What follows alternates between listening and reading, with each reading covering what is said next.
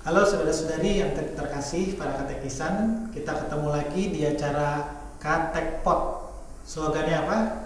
Bukan asal belajar, bukan belajar asal. Bukan asal belajar, bukan belajar asal. Ayo belajar bersama di Katekpot.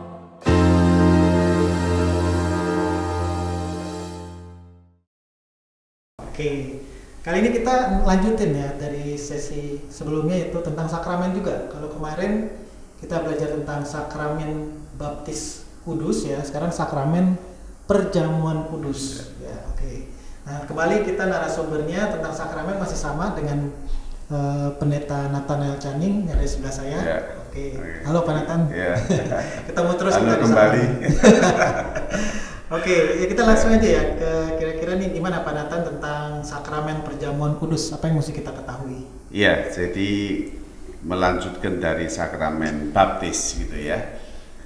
Sakramen perjamuan kudus itu setelah kita diterima menjadi keluarga Allah ya. Ketika saya dibaptis, kita masuk dalam keluarga Allah sebagai anak-anak Allah ya.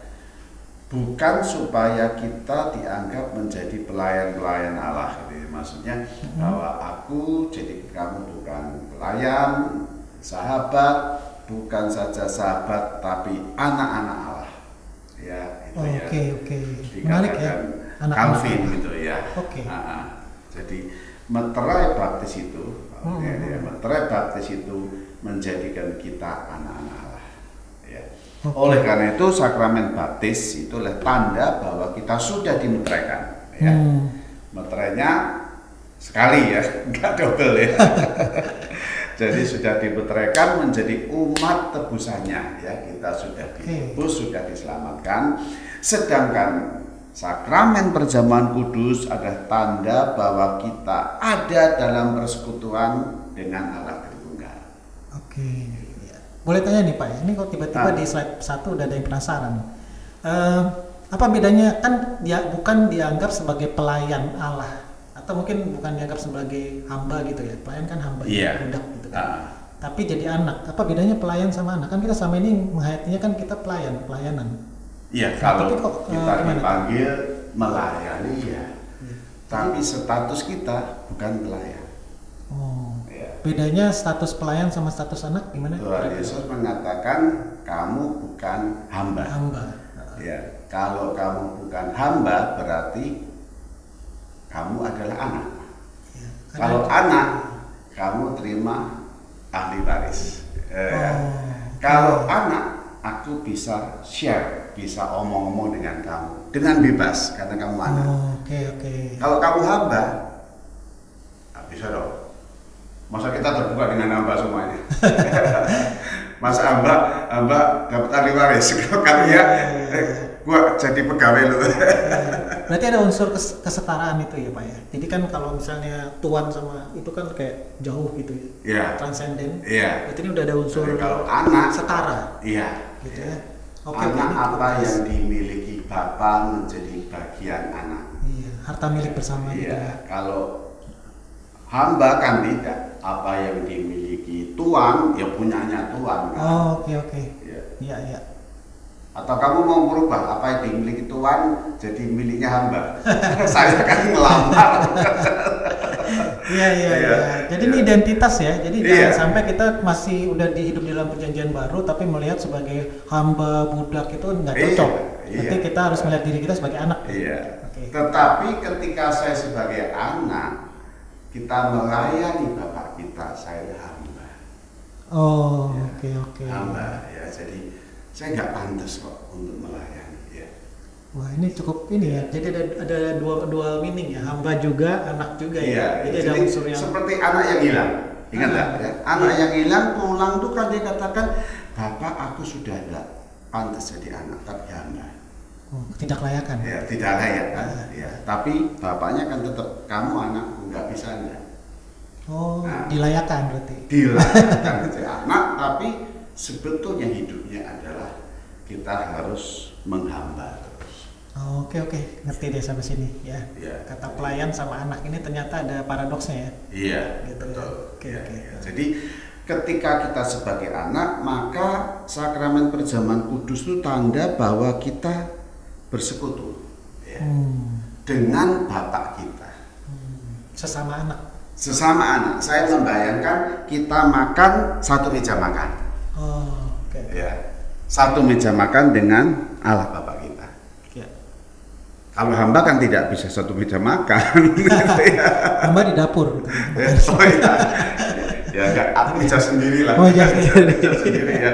Ya, tapi anak kita justru perjamuan kudus itu merayakan sukacita yang luar biasa karena kita adalah orang yang bersama-sama satu meja makan dengan Bapak. Ya. Nah, perjanjian lama itu sudah mengisahkan sebetulnya makna perjamuan kudus ya. Melalui Paskah gitu ya. Jadi ketika bangsa Israel diperbudak di Mesir, lalu kemudian mereka menjerit kepada Allah dan Allah mendengar jeritan mereka, lalu Allah menetapkan suatu kurban anak domba Paskah yang disembelih. Ya, jadi Tuhan menyuruh dagingnya makan bersama-sama dengan anggota keluarga dan darahnya dioleskan di ambang pintu. Keluaran 12 ayat 21-22 gitu ya, dicatat demikian. Lalu Musa memanggil semua tua-tua Israel serta berkata kepada mereka, pergilah, ambillah kambing domba untuk kaummu dan sembelihlah anak domba Paskah. Kemudian kamu harus mengambil seikat hisop dan mencelupkannya dalam darah yang ada dalam sebuah pasu. Dan darah itu kamu harus sapukan pada ambang atas dan pada kedua tiang pintu. Seorang pun dari kamu tidak boleh keluar pintu rumahnya sampai pagi. Itu aturan ya, aturan yang Tuhan berikan kepada bangsa Israel ketika akan keluar ya dari Mesir ya. Dan itulah ketika mereka dikatakan daging anak domba itu dimakan bersama-sama dengan anggota keluarga yang menandakan bahwa apa? Itu ada dalam persekutuan dengan Allah ya. Jadi bahwa ketika kita hadir di meja makan itu bukan sekedar kita makan doang, bukan ya. Tapi ada dalam persekutuan yang akrab. Oke. Ya, kamu kan pernah bisnis kan? Pernah transaksi kan? Pernah. Ya, kalau transaksi biasa aja Pak, yuk makan gitu. Persaudaraan. Iya, persaudaraan. Habis makan bersama kemudian ya terjadi transaksi kan? Ya. Jadi makan ya, kita ulang tahun ya, kita apapun lah. Ketika makan itu sebetulnya wujud dari persekutuan. Dan persekutuan itu dari orang-orang yang kita kenal. Oke. Jadi makan itu penting ya Pak? Oh penting ya. Jangan lihat cuma secara buat bikin kenyang, tapi ada ikatan family-nya itu ya? Iya, ikatan family, ikatan persaudaraannya, keterbukaannya, apapun. Bicara dengan makan, bahkan problem-problem yang serius pun ya kan seringkali kita temui juga kan, banyak diselesaikan di meja makan. Nanti kita harus sering-sering makan Pak. Oh iya, di sini kamu aja makan. Makan bareng. Ya. Dan aku yakin lah, kamu pasti gak pernah lah. Kamu makan lalu, ada orang lewat yang gak yuk kenal, awe-awe gini, ya makan bersama saya. Pernah? Ya enggak sih. Enggak. Saya juga enggak. Enggak, mungkin kan enggak kenal. Jadi makan itu adalah sarana persekutuan yang akrab, yang dekat, yang ya kecuali pandemi ini ya, aduh menyedihkan loh ya. Kan makan kan nggak boleh ngobrol gitu. Pakai masker gitu ya. Ya bahkan kita berdoa supaya Tuhan singkirkan, supaya fungsi makan itu berjalan kembali. Ya. Nah, lalu darah anak domba itu dioleskan di ambang pintu menandakan bahwa dengan darah itulah penebusan dosa itu berlaku. Jadi ketika pengampunan, ketika penebusan dosa itu ada darah, berarti bicara ada kematian. Ya kan? Darah itu diambil pasti dibunuh dulu kan, nggak mungkin nggak kan. Jadi menggambarkan ketika nanti Tuhan Yesus dikatakan anak domba Allah dan darah Tuhan Yesus mengampuni, dia mati dulu. Ada korban. Ada korban yang dikorbankan dulu untuk menebus dosa. Itu Paskah di dalam Perjanjian Lama, dan itu sebetulnya ternyata menunjuk kepada Tuhan Yesus. Ya. Jadi kalau kita lihat di 1 Korintus 5 ayat 7 jelas sekali Paulus katakan, sebab anak domba Paskah kita juga telah disembelih, yaitu Kristus. Ya. Jadi di dalam Perjanjian Lama ketika bicara anak domba, ya, baik dari Yesaya, dari pengorbanan yang lalu-lalu, ya, itu sebetulnya anak domba itu tidak berhenti kepada anak domba binatang, tapi menunjuk pada Tuhan Yesus. Ya, sebagai anak domba. Ya. Nah, oleh karena itu Pak Odiel, bahwa ketika kita bicara sakramen, ya, yang lalu kita juga bicara ada 2 baptis, yang kedua adalah perjamuan kudus. Ya. Karena ini adalah perintah Tuhan Yesus. Ya, jadi jelas sekali di dalam Matius 26 ayat 26 hingga 28 dikatakan, dan ketika mereka sedang makan, Yesus mengambil roti, mengucap berkat, memecah-mecahkannya, lalu memberikan kepada murid-muridnya dan berkata, ambillah, makanlah, inilah tubuhku. Sesudah itu ia mengambil cawan, mengucap syukur, lalu memberikannya kepada mereka dan berkata, minumlah kamu semua dari cawan ini, sebab inilah darahku, darah perjanjian yang ditumpahkan bagi banyak orang untuk pengampunan dosa. Ya, jadi jelas sekali itu perintah Tuhan Yesus. Juga di dalam Lukas 22 dikatakan, perbuatlah ini menjadi peringatan akan aku. Ya, jadi perjamuan kudus itu, ya, diadakan untuk apa? Untuk memberikan peringatan akan aku. Peringatan, jadi biar ingat, ya. Biar ingat akan kasih Tuhan itu yang luar biasa. Mungkin karena kita manusia suka lupa kali ya Pak ya. Jadi mesti ada peringatan. Suka melupakan kali ya. Suka melupakan kan. Gampang lupa ya. Iya, bukan gampang lupa sekali, coba. Ya itu sama aja begini kan.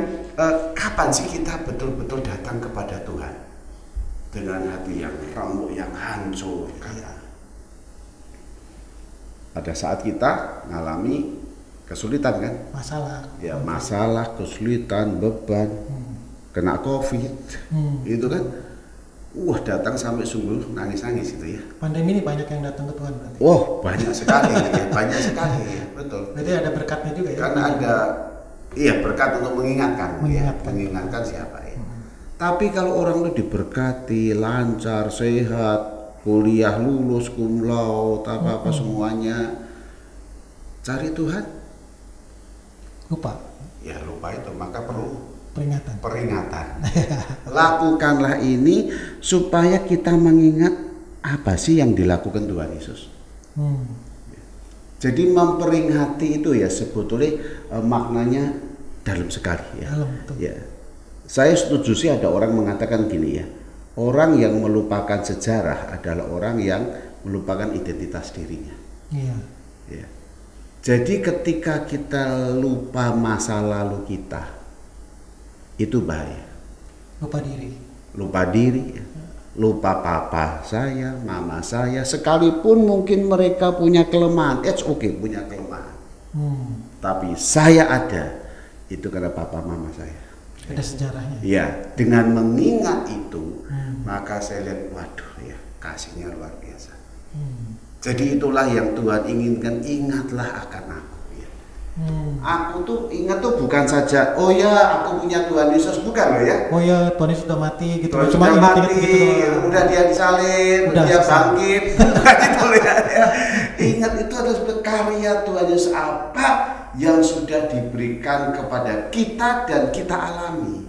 Iya. Sampai kena ke hati berarti. Iya. Cuman pikiran-pikiran. Kita kan begitu dibaptis, Kan saya sudah mati kan, sudah mati binasa kan. Tapi ternyata saya memiliki hidup yang kekal, dan hidup itu adalah nyawa Tuhan Yesus. Nah, itulah yang perlu terus kita peringati, ya. Sehingga dalam hidup kita semakin mengasihi Tuhan, ya. Maka perbuatlah ini menjadi peringatan akan aku, itu terus ditekankan, ya. Sebab apa yang telah kuteruskan kepadamu, kata Paulus, telah aku terima dari Tuhan, yaitu bahwa Tuhan Yesus pada malam waktu ia diserahkan mengambil roti, dan sesudah itu ia mengucap syukur atasnya, ia memecah-mecahkannya dan berkata, inilah tubuhku yang diserahkan bagi kamu, yang diserahkan bagi kamu. Perbuatlah ini menjadi peringatan bagiku. Ketika diserahkan bagi kamu itu apa? Habis itu Tuhan Yesus mengalami penderitaan yang luar biasa, penganiayaan yang luar biasa kan, penghinaan yang luar biasa, ya, sampai puncaknya tuh di atas kayu salib. Ya. Jadi perjamuan kudus itu adalah bagian di mana Tuhan Yesus memerintahkan. Ya. Lalu juga di sini ketika dia berkata, ambillah ya cawan ini sesudah dia makan, lalu berkata, cawan inilah perjanjian baru yang dimeteraikan oleh darahku, perbuatlah ini, ya. Jadi kita diminta untuk melihat anugerah kasih Tuhan itu yang luar biasa.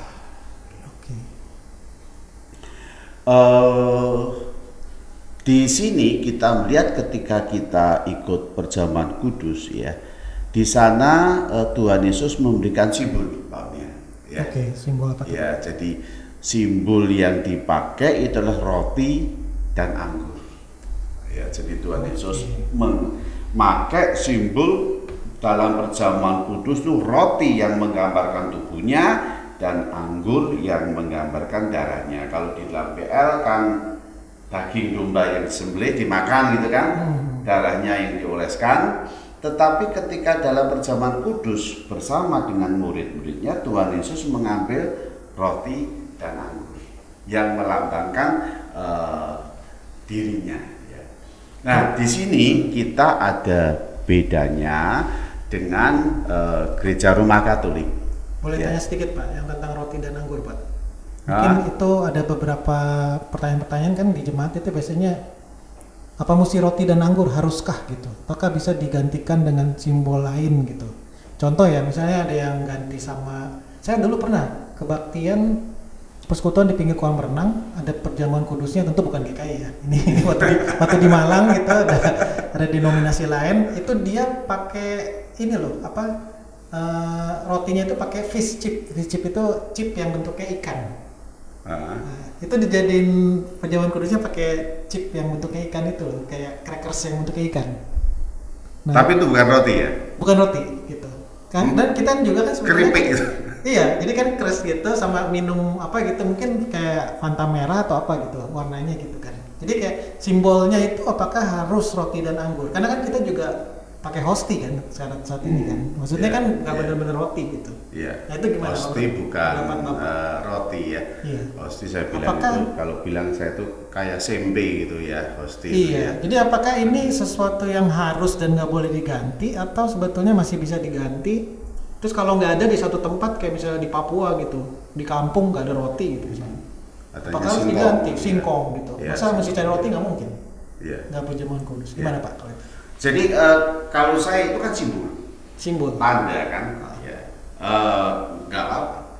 Toh orang yang tidak bisa minum anggur, minumnya air putih kan. Ya, kan kita juga menyediakan dua. Ya. Ya. Kalau yang ada yang darah tinggi, yang peka dengan anggur, enggak ambil air putih. Ya. Tetapi kalau saya pribadi, selagi kita bisa menyediakan roti dan anggur, memang katakan roti, ya ayo cari roti. Ya. Anggur itu kalau memang yang ada kelemahan tertentu, peka, alergi, macam-macam, ya air putih. Ada yang kasih teh juga. Oke. Ya, jadi karena itu simbol kan Tuhan itu tidak mengatakan kamu harus cari roti ya, dan rotinya harus roti ini gitu. Nggak ada gitu ya, nggak ada ya. Jadi betul, pernah beberapa teman yang melakukan misi di Papua itu mereka nggak tahu roti. Iya. Ya nggak tahu ya. Jadi yang ada itu ya itu ubi. Ya, ubi, dan mereka melakukan itu. Iya. Ya nanti kita lihat bahwa yang penting sebenarnya nanti apa sih makna daripada simbol itu kan? Betul. Ya itu yang perlu kita hayati. Nah, di Gereja Roma Katolik ya, pada waktu pastor berkata Hos is corpus meum, bahasa Latinnya gitu ya, this is my body itu ya, inilah tubuhku, dan itu dihayati bahwa roti yang dipegang ya, hosti yang dipegang oleh Roma itu betul-betul berubah menjadi tubuh Tuhan Yesus. Dan anggur ya yang dibawa itu begitu berdoa amin, sungguh-sungguh berubah menjadi darah Tuhan Yesus. Nah, inilah yang disebut di dalam doktrin transubstantiation ya, a change of substansi. Jadi ada perubahan zat, ada perubahan bentuk ketika roti dan anggur itu sudah didoakan. Oh, ini perbedaan antara Roma Katolik dan mungkin yang Kristen Protestan ya? Iya. Menjelaskan. Dan itu ditandaskan oleh Thomas Aquinas, yaitu kan Bapak Thomas Aquinas kan juga bapaknya Gereja Roma Katolik gitu ya, bahwa zat dari roti dan anggur berubah menjadi tubuh dan darah Kristus pada saat komuni ya. Sementara bentuk dan rasa tetap sama roti dan anggur. Jadi dia katakan bahwa roti tetap rasanya roti gitu ya. Anggur tetap rasanya anggur, bukan roti itu rasanya kemudian jadi daging lalu anggur jadi darah, enggak. Tetap ya, tetapi dihayati itu adalah daging Tuhan Yesus. Pemaknaannya. Daging sungguhan, dia makan tubuh Tuhan Yesus sungguhan dan minum darah sungguhan ya, sehingga perjamuan kudus merupakan pengulangan kembali akan pengorbanan Tuhan Yesus ya. Jadi melalui perjamuan kudus itu pengorbanan Tuhan Yesus terjadi lagi ya. Nah, itu yang tidak bisa diterima di dalam gereja Protestan ya, gereja kita. Jadi jelas gereja kita menolak doktrin transubstantiation ya. Maka kalau demikian apa ya, kita menerimanya apa? Roti dan anggur itu sebagai tanda lambang gitu ya, yang dipakai Tuhan Yesus sebagai tanda lambang yang menggambarkan tubuh dan darah Tuhan Yesus. Ya, jadi roti tetap roti, anggur tetap anggur. Ya, tidak berubah makna apapun karena itu sebagai tanda ya, sebagai simbol dari tubuh dan darah Tuhan Yesus ya. Maka perjamuan kudus itu ya dimaknai adalah persekutuan kita dengan tubuh dan darah Tuhan Yesus ya. Jadi ketika kita ambil perjamuan kudus, maka di situ kita sedang ada dalam persekutuan dengan Tuhan Yesus. Kebersamaan ya, itu yang ada ya. Bapak Gereja Calvin mengatakan dalam perjamuan kudus Kristus tidak hadir secara jasmani namun secara rohani. Perjamuan kudus adalah suatu persekutuan dengan Kristus. Jadi memang yang ditekankan di dalam makan itu adalah terjadi relasi persekutuan. Ya. Dan tentunya kalau kita mau lihat nilai value persekutuan, itulah persekutuan yang akrab, yang dekat. Ada makna komunalnya. Ada makna komunalnya, ada kebersamaannya, ada relasi. Tadi ingat bahwa persekutuan kita dengan Bapa dan Anak gitu ya. Berarti waktu kita perjamuan kudus kita mesti hati-hati juga ya memaknainya ya. Itu kalau kita maknainya buat saya sendiri ya berarti ada sesuatu yang salah ya. Oh iya. Iya. Perjamuan kudus misalnya berpikir, oh ini saya perjamuan kudus nih supaya bisnis saya lancar, supaya saya tetap sehat, saya perjamuan kudus. Jadi maknanya buat dewean sendiri gitu loh. Jadi buat sendiri itu jadi ada yang hilang ya. Oh iya, Komunalnya kan. Bukan buat itu, berkat-berkat ya. gitu kan. Bahkan ada yang ngambil banyak nanti perjamuan Iya. kudus di kantor. Kan ini banyak Pak, maksudnya paradigma yang sangat umum kan, karena melihat perjamuan kudus itu dari sisi yang egosentris gitu. Jadi hanya untuk berkat. Oh, aku kalau nggak perjamuan kudus, kalau nggak makan roti ntar sial bisnisnya gitu. Itu berarti udah melenceng ya? Iya. Nah, gimana? Melenceng jauh. Bahkan ada sebagai perjamuan kudus sebagai satu sarana pengampunan dosa gitu loh ya. Oh iya, bisa juga. Dosa sendiri lagi. Ya, dosaku ya, dosaku gitu ya. Maka seringkali kebaktian perjamuan kudus coba, yuk perhatikan ya. Lebih banyak ketimbang yang rutin minggu datang itu. Iya.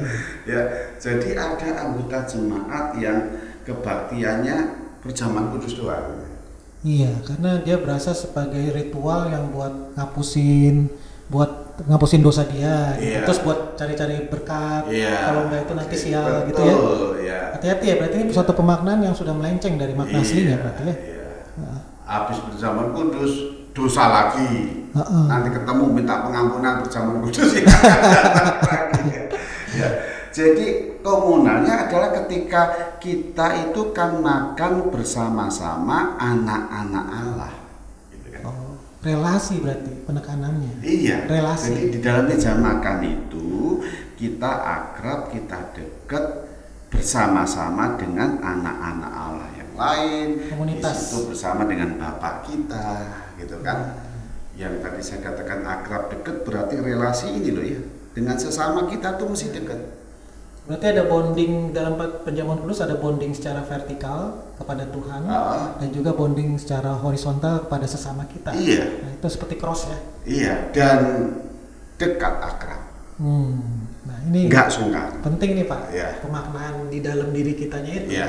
Kita semuanya ngangkat roti, ngangkat minuman, tapi dalam hatinya otaknya pemaknaannya beda-beda Iya. semua. Bisa kacau juga ya. Ya, Gitu. jadi ketika saya menerima roti dan anggur di Tuhan, terima kasih. Iya, iya. Aku mengingat kasih-Mu yang luar biasa, dan kasih-Mu itu kasih yang membawa aku sebagai anak-anak Allah yang ada dalam persekutuan satu meja makan dengan Engkau Sebagai keluarga. sebagai keluarga, Ya, oke. dan juga dengan sesamaku, Oh. dengan keluarga. Ya. Wah, kalau maknanya sampai ke keluarga begini Pak, kalau semua menghayati seperti itu, satu gereja tuh udah akrab kayak keluarga Pak langsung. Seharusnya. Kalau pemaknaannya sampai situ, Seharusnya. jangan-jangan pemaknaan kita nggak sampai situ. Seharusnya. Ya. Kalau kita sampai Jadi nggak solid. kita tidak bisa ya Otniel, tidak bisa kita ikut perjamuan kudus, tapi aku tidak kenal sesamaku. Nggak bisa. Jadi perjamuan kudus yang individualistis jadinya. Iya. Egosentris. Aku ikut perjamuan kudus tidak kenal kananku ini, kiriku ini siapa. Maka sebenarnya yang namanya gereja itu kan persekutuan. Persekutuan itu kan bukan perkumpulan kan. Bukan, kan lebih ke arah family kan tadi. Iya, kalau Keluarga. kumpul ya kayak di bioskop itu kan kumpul. Oh iya, tapi nggak kenal. Nggak kenal, bisa ketawa bareng karena filmnya lucu gitu ya, Iya. bisa nangis bareng ya. Tapi ngapain gua nangis, ngapain gua ketawa, tanya sebelah, nggak tahu. Nah, itu bukan gereja loh ya. Iya, iya. Gereja dalam persekutuan sekutu ya. Jadi sekutu, akrab, dekat, ya. Nggak sungkan ya. Jadi saya tuh seringkali pakai istilah gitu ya, orang kalau dekat, ya apa sih definisinya akrab, dekat, nggak sungkan. Oke. Iya. Iya, iya. Aku minta tolong lu, gua nggak sungkan. Lu minta tolong gua nggak sungkan. Ya. Tapi selama sungkan, berarti kita mesti ada jarak. Oke. Iya, iya. Ngerti. Tapi berarti kamu habis ini jangan minta tolong saya. Kayak Nggak sungkan. minta tolongnya nggak sungkan, nolaknya juga nggak sungkan. Itu baru temen Pak.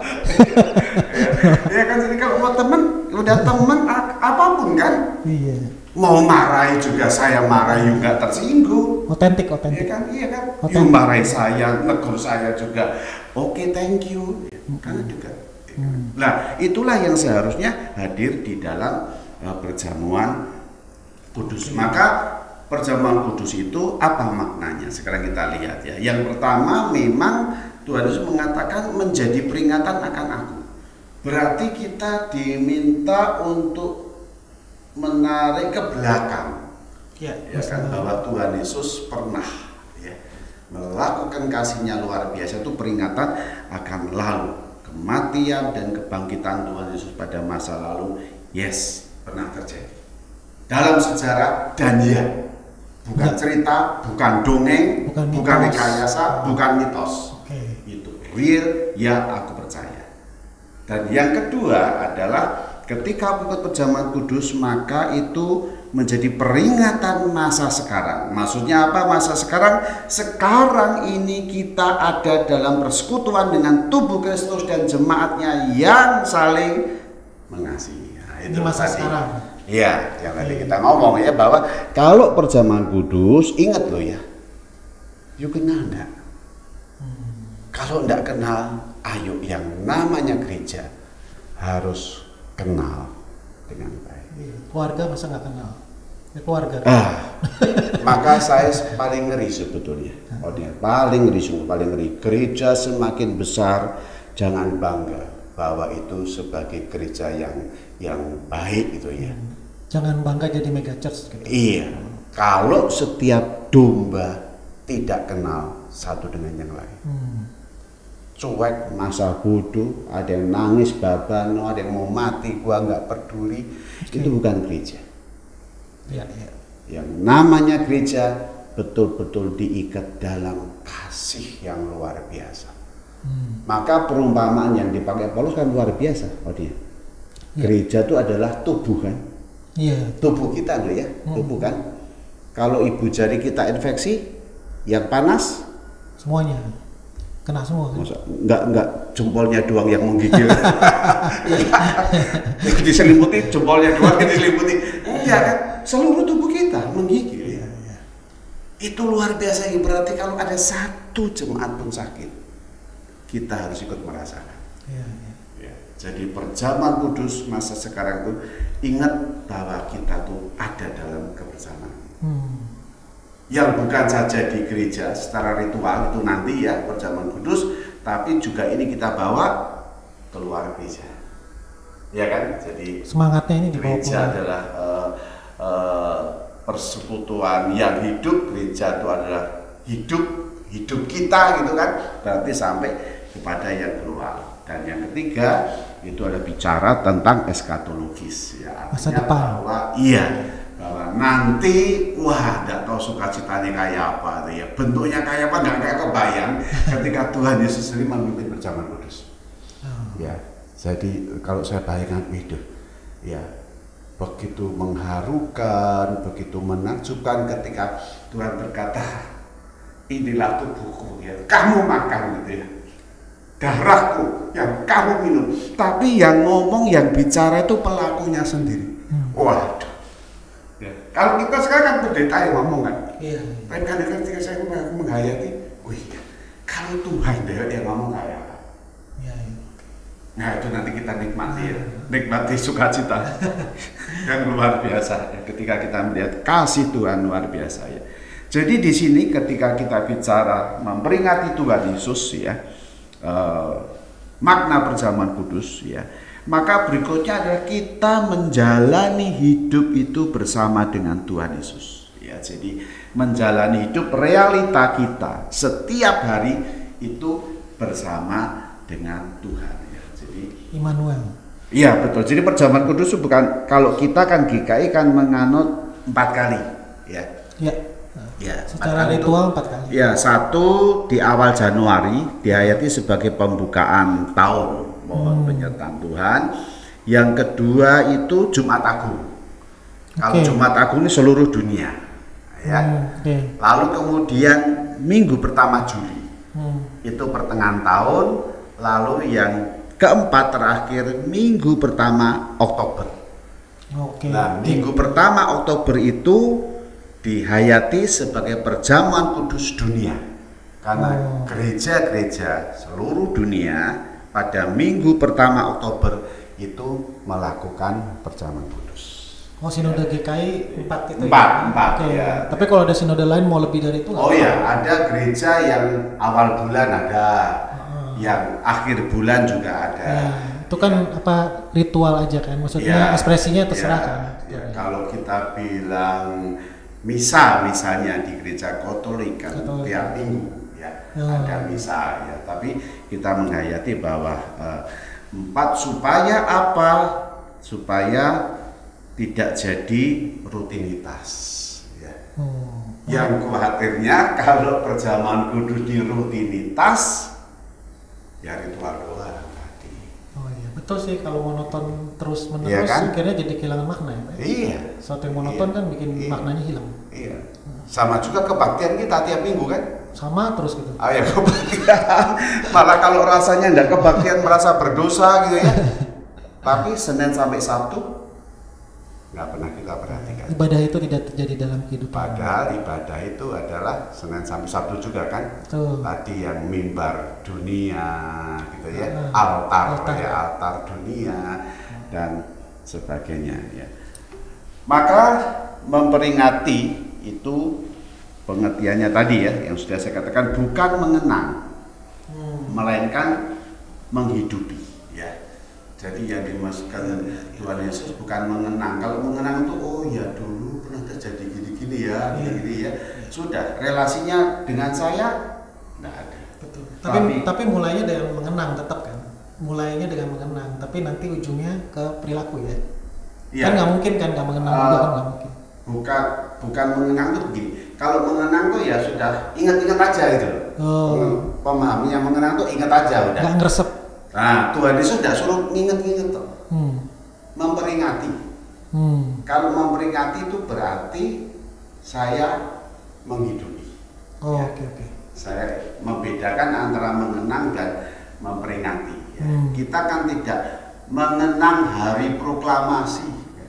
Kita memperingati. Dan ketika memperingati berarti apa yang sudah dilakukan proklamator itu saya hidupi hari ini dan terus saya lakukan, gitu ya.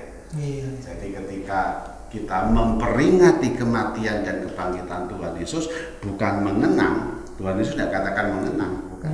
Kenanglah aku, ya sudah mati dan sudah bangkit ya. Enggak, tapi peringatilah. Ya. Peringati berarti hidupi aku, jalani aku sampai hari ini, ya. Maka memperingati itu berarti melakukan perjamuan kudus ya tadi katakan setiap hari kan? Ya, perjamuan kudus dalam kehidupan. Iya, itu perjamuan kudus yang setiap hari yang kita lakukan. Jadi kalau 4 kali maka 4 momentum itu sebagai kebersamaan komunal kita berjemaat diingatkan kembali untuk hadir setiap hari kita lakukan. Ya. Jadi kan tadi kan tanya kan apa perlu diperingati gitu ya. Ya kalau nggak diperingati kita lupa kok gitu kan. Ya, maka kita dieling atau diingatkan setahun 4 kali gitu ya, supaya setiap harinya itu bisa berjalan dengan baik. Ya. Maka Tuhan Yesus berkata, akulah roti hidup, ya, yang memberikan hidup yang kekal, dan siapapun yang makan roti hidup tidak akan mati. Ya, demikian juga Tuhan Yesus berkata, akulah roti hidup, berikanlah kami pada hari ini makanan kami yang secukupnya. Nah, itu yang mengkaitkan tadi perjamuan kudus setiap hari. Ini ada makna makanan itu secara rohani juga ya, nggak cuma secara fisik. Betul, ya. ya. Jadi dua-duanya ya. Jadi dikaitkan dengan doa Bapa kami yang mengatakan berikanlah kami ya Bapa pada hari ini makanan kami yang secukupnya. Sebetulnya itu dihayati bukan sekedar makanan fisik, makanan perut kita supaya kenyang loh ya. Ya itu juga. Kenyang. Iya. Tapi ada juga ya makna yang rohaninya. Ada makna jangan lupa Tuhan kenyangkan aku dengan makanan rohani.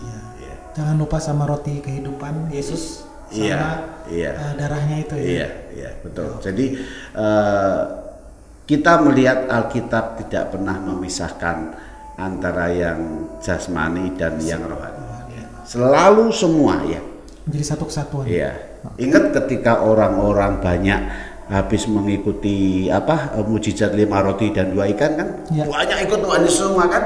Ya. Dan Tuhan Yesus menegur dengan keras kan, ya, kamu ikut aku hanya karena makan roti, Makanan fisik. berarti. makanan, ya kamu kenyang, ya. Iya. Tapi kamu tidak percaya kepadaku. Dan akhirnya semua orang itu kan pergi kan. Oke. Tinggal 12 murid ya. Ya. Sampai 12 murid pun Tuhan Yesus tanya, apakah kamu juga tidak pergi juga? Waduh. Waduh, ini Tuhan Yesus luar biasa loh ya. Jadi ribuan orang yang ikut dia, habis semua tinggal 12 nih.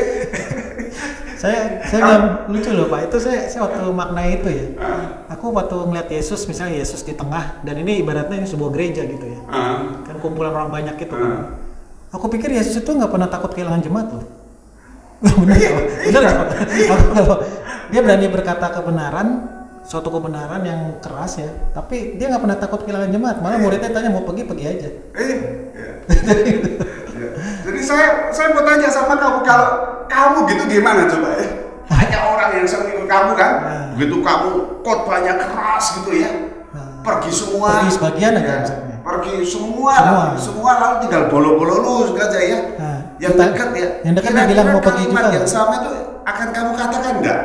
Iya. Kamu mau pergi juga tak? Iya. Ya pergi juga pergi. Waduh. Kalau ditantang pada nekat, ya pergi. Tinggal satu. Yesus nggak takut ya sampai situ ya? Iya. Gak takut. Ya. Karena dia Kita benar memimpin dunia, takut kehilangan domba, kehilangan jemaat. Ya. Itu luar biasa. Ya. Okay. Maka Tuhan Yesus betul-betul mengatakan, berikanlah kami pada hari ini makanan kami yang secukupnya, itu bukan sekedar fisik makan. Ya. Kalau sekedar fisik udah banyak janji. Aku mencukupi, aku tidak pernah meninggalkan engkau, aku memberkati kamu, aku akan membukakan tingkap-tingkap langit dan mencurahkan berkat. Waduh, jadi kalau kita mau bicara berkat Tuhan tuh, waduh, tidak intinya. Dia juga bisa kasih yang berkat. Iya kan. Ketika manusia dijadikan sudah sempurna kan Tuhan berkata, semua dalam tangan ini boleh kamu makan. Ayam lo gede ini seluruh dunia boleh kamu makan. Inilah makanan yang aku sediakan bagimu. Jadi kalau bicara makanan fisik sebetulnya udah cukup Tuhan kasih. Nah, yang kurang adalah tadi ya, makanan rohani. Roti hidup, air hidup. Apakah kita makan? Apakah kita minum? Ya, jadi itu selalu sama di dalam Alkitab ya, sama ya, selalu sama. Bahkan kalau tadi ya, Tuhan selalu mengingatkan ketika kita hanya mementingkan duniawi saja ya. Oleh karena itu dia menjalani hidup ya dengan tidak takut dan tidak khawatir, karena Tuhan Yesus bersama dengan saya, karena Dia memelihara saya ya. Jadi kalau saya ikut perjamuan kudus, maka saya yakin bahwa saya tidak takut, saya tidak khawatir. Iya. Karena makanan fisik sudah dijanjikan tersedia, makanan rohani pun juga Tuhan janjikan menyediakan ya. Yes, betul. Tinggal kita mau makan rohaninya apa enggak gitu. Iya. Dan kalau sudah itu, ingat bahwa kita bersama dalam satu keluarga. Ya, ada sudut komunalnya. Iya, saling menguatkan kan. Bisa juga saya lemah dikuatkan oleh yang kuat. Ada yang lemah, saya kuat, saya dipanggil untuk menguatkan yang lemah. Kuat sama lemah ini kan ganti-gantian ya Pak ya? Kan orang nggak selalu kuat terus kan? Oh iya, makanya betul. Kan jangan berpikir, satu saat kan situasi kondisi bisa membuat saya lemah kan, membuat saya lemah, membuat saya jatuh, bahkan membuat saya mikir duniawi lagi gitu kan. Nah, lalu siapa yang mengingatkan? Ya kita dalam satu meja makan tadi ya, yang saling mengingatkan dengan baik ya. Maka perjamuan kudus yang berarti memperingati ya kematian dan kebangkitan Tuhan Yesus ya. Pertanyaannya sekarang ada, sudahkah kita memiliki hati Kristus yang penuh dengan belas kasihan kepada semua orang gitu ya. Jadi Ingat ketika kita makan dan minum ya roti dan anggur itulah kasih Tuhan, puncak kasih Tuhan. Karena di situ bicara kematian kan. Maka kan zaman Kudus dikatakan mengingat kematianku kan, ya. Tapi juga mengingat kebangkitanku, ya. Kemenangan Tuhan atas maut. Ya. Nah ini sekarang siapa yang ikut, yang boleh ikut perjamuan kudus ini? Ya, jadi perjamuan kudus ternyata ada kriterianya, Pak Odian. Oke. Ada aturan-aturan yang memang harus dilakukan. Ya, jadi jangan sembarangan. Ya. Saya tidak mengilahkan perjamuan kudus. Tapi kita jangan main-main dengan perjamuan kudus. Oke. Gitu ya. Jadi kalau menghilangkan kan nanti jadi kebaktian yang keramat gitu ya. Ya, sehingga jadi menyembah ritual. Oh iya, itu bukan kan, menyembah Tuhan, jadi menyembah bukan ritual. Itu ya. Tapi juga tidak boleh main-main. Iya, oke. Ya, jadi maka Paulus mengingatkan ya di dalam 1 Korintus 11 ini, jadi barang siapa dengan cara yang tidak layak, jelas sekali kan, berarti kan main-main kan gitu ya, yang cara tidak layak makan roti dan minum cawan Tuhan, ia berdosa terhadap tubuh dan darah Tuhan. Dosanya bukan dosa terhadap diri sendiri loh ya, dosanya terhadap tubuh darah Tuhan Yesus ya.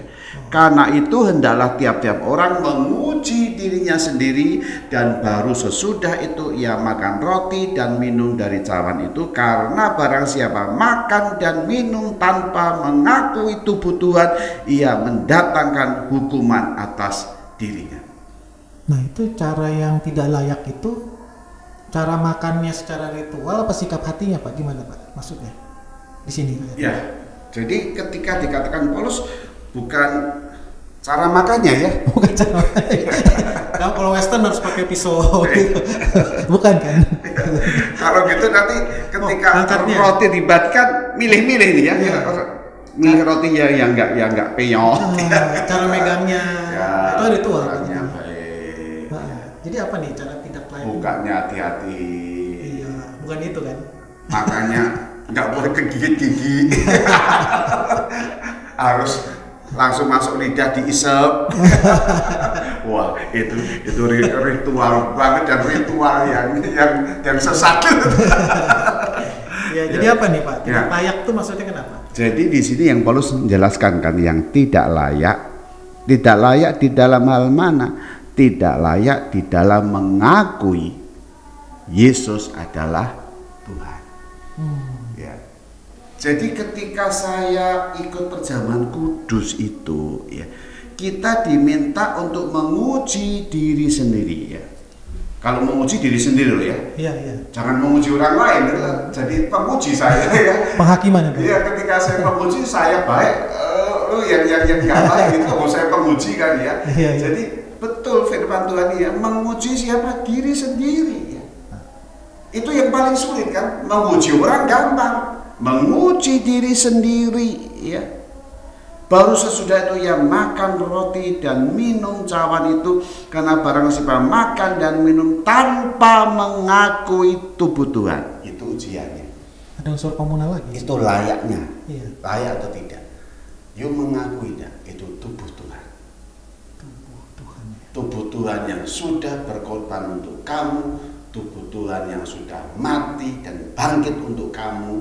Kamu peringati itu, kamu percaya enggak? Gitu ya. Kalau kamu sambil guyonan main-main, lebih baik lu jangan makan ini. Karena itu yang dikatakan Paulus adalah yang mendatangkan apa tadi? Salahnya, dosanya kepada Tuhan Yesus sendiri, ya kan? Ia mendatangkan hukuman atas dirinya sendiri, tetapi tidak layak itu dia menghina tubuh dan darah Tuhan, ya. Berdosa terhadap tubuh dan darah Tuhan, ya. Jadi layak tidak itu kembali kepada iman. Sejauh mana imanmu, percayamu terhadap sakramen ini? Kalau saya lihat mengakui tubuh Tuhan itu, saya lihat dari dimensi komunal, boleh nggak Pak? Kan tadi Bapak lihatnya dari sisi tubuhnya Kristus ya, secara fisik tubuh Kristus yang berkorban menjadi kurban kan. Kalau saya melihatnya mengakui tubuh Tuhan itu tubuh komunitas, ada nggak unsur itunya di sini? Maksud tubuh komunitas gimana? Maksudnya gini kan, ini kalau nggak salah, ini kita kembangin dikit ya Pak. Ini saya kan kalau nggak salah ingat ayat ini tuh waktu itu zaman konteksnya tuh ada patron sama klien kan. Ada kayak tuan-tuan tanah sama budak-budak gitu loh. Kan mereka waktu perjamuan itu kan yang patron itu kan duluan makan di meja yang mewah, sedangkan si yang lain itu yang budak-budak itu tinggal remah-remah, iya terus udah kotor gitu kan. Seakan-akan aku memaknainya perjamuan kudus itu ada unsur komunalnya juga. Jadi waktu kita perjamuan kudus, tapi kita merasa diri kita lebih tinggi daripada orang-orang yang lain, maka itu juga sebetulnya tidak mengakui tubuh Kristus secara keluarga gitu. Ada itunya nggak Pak kira-kira? Iya, tapi tetap dimulai dengan dirimu sendiri dulu. Iya, maksudnya mengecek superioritas diriku. Iya. Aku yang ngecek diriku. Apakah aku merasa lebih tinggi daripada jemaat yang lain di sebelah saya? Ada. Maka tadi kan dikatakan hendaklah kamu menguji dirimu kan. Ketika saya menguji diri saya dan ketika saya beres mengangkat kebutuhan, maka saya kemudian melihat sesama kita sebagai dalam kesetaraan. Iya. Itu ya, ada unsur itu ya. Iya. Nah kalau di sini saya nggak beres, sininya nggak mungkin dia beres. Iya. Kalau perjamuan itu yang tidak layak itu hanya sebagai pesta doang kok. Ya pestanya bos-bos gede, ya tuan-tuan itu ya. Pesta sukaria, ya udah gua makan sendiri aja, ngapain gua inget budak kan gitu kan. Berarti si patron itu berarti makan dengan cara yang tidak layak, artinya nggak menganggap Tuhan dan juga nggak menganggap sesama berarti. Iya. Nah itu ya berarti. Iya, itu kan otomatisnya begitu. Otomatisnya gitu. Iya. Maka Paulus katakan kalau kamu mau layak, hayati dulu Kristus itu apa. Cek diri lah ya. Dia mati untuk siapa, gitu kan? Baru kemudian kepada sesama. Ya. Siapa yang ikut selanjutnya ya Pak Oniel ya. Yang ikut adalah orang yang percaya pasti. Ya, yang percaya kepada Tuhan Yesus sebagai Tuhan dan Juru Selamat pribadi itu pasti yakin. Yang kedua adalah orang yang sudah menerima baptis sidi. Nah ini loh ya. Jadi perjamuan kudus itu diikuti oleh orang yang sudah baptis. Ya. Kenapa? Karena orang yang sudah baptis itu orang yang sudah belajar firman Tuhan. Yang sudah tahu kebenaran, yang sudah jadi anak-anak Allah, maka masuk di dalam perjamuan kudus bersama Bapa. Ya. Kalau belum anak ya nggak bisa, belum anak gitu ya. Terombol masuk, kamu anaknya siapa gitu kan? Kan nggak bisa kan? Kita makan satu keluarga, lalu diterombol anak orang lain ikut makan di meja makan kita, bisa nggak? Ya, pasti. Lu siapa lu pergi sana kan gitu kan? Nggak kenal orang tua. Ya nggak tahu. Tapi begitu anak, oke, satu gitu ya. Jadi siapa yang boleh ikut adalah saudara-saudara kita yang sudah ikut baptis ya, atau sidi ya. Nah di dalam perjanjian lama bagus ya. Di dalam perjanjian lama ternyata ada ya, Oniel ya, bahwa di dalam Keluaran 12 dikatakan bahwa orang yang mengikuti Paskah itu harus sudah disunat dulu ya. Berarti sunat itu ternyata menjadi syarat dalam masuk persekutuan dengan Paskah. Ini yang perjanjian lama sunat lahiriah ya. Iya. Ya. Oh ya, ini sunat lahiriah. Perjanjian baru sunat Kristus. Nah, perjanjian baru kan tadi sunat hati. Baptis, sunat hati kan. Iya. Sunat hati apa? Baptis ya. Di dalam Tuhan Yesus ya. Maka yang ketiga adalah siapa yang bisa ikut perjamuan kudus ya, tadi nih berkaitannya dengan memeriksa diri tadi ya. Memeriksa diri atau disebut sensura morum yaitu. Jangan periksa orang lain ya, Pak.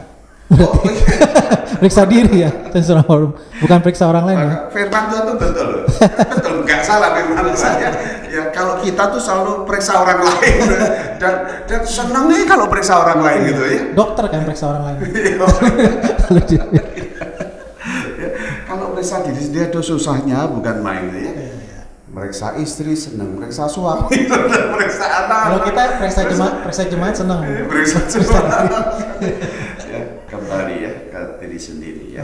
Surah Morum ya, memeriksa diri sendiri bagaimana kehidupan iman kita, kesaksian hidup kita ya, baik dalam keluarga, pekerjaan, pelayanan, kehadiran kita dalam masyarakat ya. Nah, apakah jadi batu sandungan? Kesaksian hidup ya. Iya, jadi kalau ini belum beres, berarti apa? Beresin dulu. Baru ikut perjamuan kudus. Ya. Tapi gimana kalau andai kata nggak bisa? Aku nggak bisa kok beresin. Ya. Tapi ketika saya setuju sih ada orang yang memang sulit sekali ya, dendam misalnya, mulai ikut perjamuan kudus ya. Tidak memaafkan. Iya, tidak bisa memaafkan. Apakah gitu boleh? Ya. Apakah boleh gitu ya? Tapi kalau memberes sendiri tidak beres kan tidak boleh kan? Iya. Ya. Suruh datangin saudaramu dan minta maaf. Damai dulu kan? Baru gitu kan, datang lagi. Itu kan ada ayatnya. Tapi saya sering katakan gini, ya. Oke, kalau you memang belum bisa, you bergumul tidak dengan Tuhan. Oh. Ya. Kamu tidak bisa tapi tidak pernah bergumul dengan Tuhan. Kayak merasa diri benar gitu. Loh iya kan? Minta doa sama Tuhan, minta kekuatan sama Tuhan, kasih waktu yang baik untuk bisa berbaikan ya. Kalau belum ya tidak apa-apa lah, yuk ikut, tapi ingat ya, perjamuan kudus ini menjadi kekuatan kamu untuk melakukan tindakan itu. Gitu ya. Jadi perjamuan kudus ini ada follow up-nya, ada PR-nya, apa? Beresin. Jadi bisa jadi kekuatan gitu ya untuk saya berani melangkah karena betul Tuhan beserta saya. Jadi bukan kayak saklek aturan gitu. Udah belum maafin, jangan perjamuan kudus, bukan begitu. Maksudnya ada pergumulan ketidaklayakan enggak waktu masuk perjamuan kudus? Kita melihat bahwa gitu. Setiap orang kan punya keterbatasan dan kelemahan kan. Iya. Ya kan juga tidak bisa. Lu aku aja bisa kok. Lu enak aja lu ngomong itu kan nggak bisa begitu. Nggak bisa kan, semua orang kan gitu. Nggak bisa semua kan disamakan dengan diri kita sendiri. Ada timingnya lah. Iya kan ada waktu, ada problemnya pun juga berbeda, case-nya juga berbeda gitu ya. Jadi lebih baik ya saya doakan perjamuan itu jadi kekuatan. Untuk kemudian dia juga bisa akhirnya memaafkan. Ada PR dari perjamuan kudus. Maka perjamuan itu kan bukan ritual di gereja aja kan? Iya. Ya, kelanjutannya apa? Ya setelah keluar gereja perjamuan kudus yang setiap hari untuk dilakukan. Ya itu Pak Unia tentang perjamuan kudus ya. Jadi kalau saya boleh simpulkan bahwa setiap anak-anak Tuhan yang mengikuti perjamuan kudus menjalani hidupnya setiap hari bersama Tuhan. Ya, dengan Tuhan Yesus ya setiap hari itu. Jadi ketika saya ikut itu ya, maka kalau mau jadi proyek gitu ya. Ya, Pak Nia ya. Oh, iya. Proyek. Sebenarnya saya tambahin satu ya Pak. Saya jadi ingat satu hal tadi, ada dimensi yang cukup bagus ya dari yang Pak Nathan sharing tadi. Dimensi keluarga itu loh dalam perjamuan kudus ya. Kadang kan kita kan kalau kita hidup tuh kalau kita tanya keluargamu siapa, kan kita sebut aja bapak saya, saudara saya gitu, keluarga inti doang kan. Kan kita kadang-kadang dalam hati kita tuh menganggap keluarga itu kan cuma keluarga yang di rumah aja kan. Berarti dalam perjamuan kudus ini kita memperlebar keluarga kita secara roh ya dengan sesama jemaat ya. Jadi itu kan penting ya. Kalau kita anggap keluarga kita cuma yang di rumah kan kita nggak peduli sama yang jemaat lain. Tapi di dalam perjamuan kudus kita ketika kita hadir di gereja kan jadi keluarga Allah. Iya. Ya. Maka ketika baptis, setelah sakramen baptis dilakukan ya, jemaat itu diminta yang dibaptis diminta untuk menghadap ke jemaat. Selalu dikatakan, saudara terimalah saudaramu yang baru ini. Keluarganya satu jemaat kan sekarang. Oh, satu jemaat. Berarti ada satu makna perluasan keluarga dong di dalam perjamuan kudus. Iya. Bukan keluarga secara daging lagi. Betul. Tapi keluarga secara roh di dalam Kristus Iya. ya. Iya. Nah, ini kadang bisa dipahami secara pikiran, tapi kadang-kadang secara hati belum tentu loh orang bisa memahami. Kalau Pak Nathan sama saya satu keluarga kan susah ya, kan Pak Nathan beda keluarga sama saya. Iya. Soalnya saya ngelihat staff di sini, oh ini keluarga saya, kan kadang-kadang susah ya secara hati ya. Berarti ini ada pemaknaan yang lebih dalam dari perjamuan. Maka ilustrasi tadi yang saya katakan bahwa Tuhan memberikan kepada Paulus hikmat yang luar biasa. Apa tuh gereja? Gereja kan tubuh Kristus. Ketika Satu kesatuan. Semua satu kan. Semua satu. Ada yang satu sakit, semua merasakan sakit. Ada satu anggota sakit, keluarga saya ikut sakit. Ikut berempati, ikut merasakan. Ikut ambil bagian, ikut merasakan, ikut mendoakan, ikut menolong. Makanya di Paulus itu ada yang bilang satu ayat, anggaplah orang yang lebih tua itu sebagai bapakmu dan ibumu di dalam jemaat itu ya. Iya. Itu ya, jadi seperti itu ya. Betul. Tapi kan kadang pikiran kita suka kepatok sama bapak ibu saya di rumah kok. Pak Nathan ini bukan bapak saya, kan kalau secara daging bisa mikirnya gitu Pak. Iya. Nah kalau berarti kalau begini misalnya Pak Nathan adalah bapak saya juga. Benar nggak? Jadi secara roh kan kita di dalam satu. Iya, karena saya lebih tua dari kamu. Nah, maksudnya iya. Gua juga bilang kamu bisa jadi bapak saya.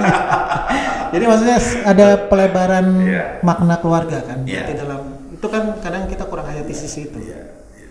Maka yang selalu ayo kita ingat ketika kita bergereja itu adalah memang kan kita satu keluarga Allah. Kita tuh satu tubuh. Jadi pernah disulung dulu ya, ada satu jemaat yang betul-betul tidak mampu sebatang kara, ya. Mau operasi jantung, ya. Dan butuh banyak ya. Ketika butuh banyak gimana ya?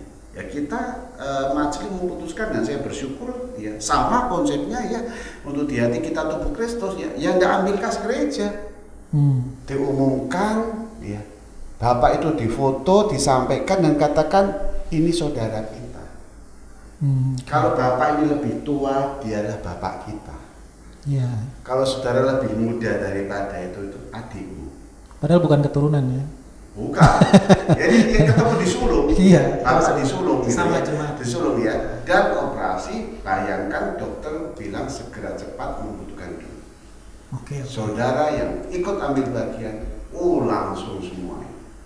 Dan ketika bapak ini sembuh, bapak ini sharing aduh. Seluruh jemaat ikut terharu meneteskan air mata luar biasa.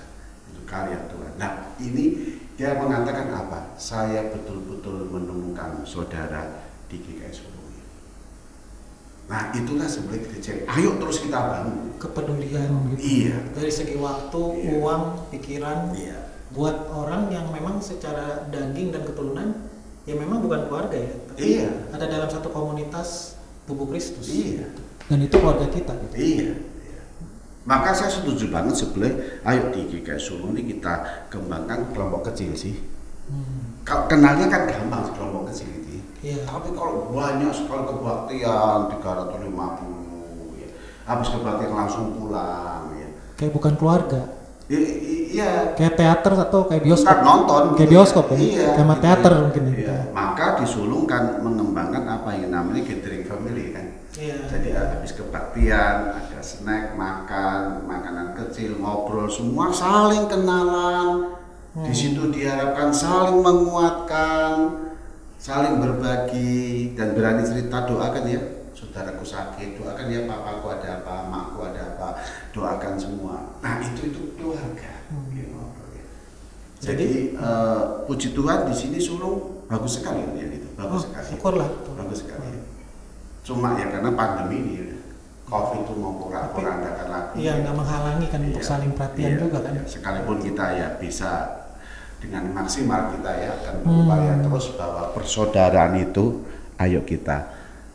Jadi hati-hati ya, jangan sampai perjamuan kudus itu kita lihat secara egosentris ya.